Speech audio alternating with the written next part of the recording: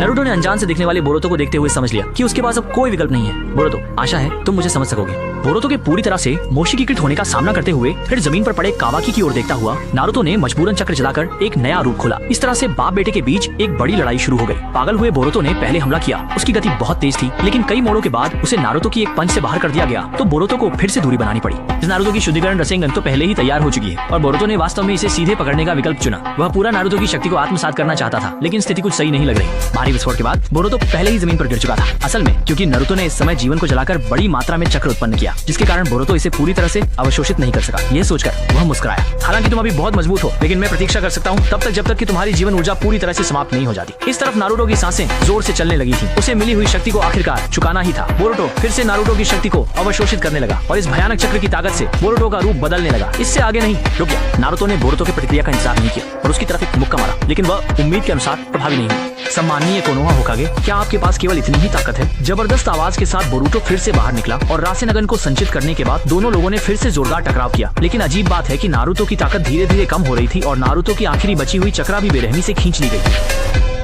आखिरकार सभी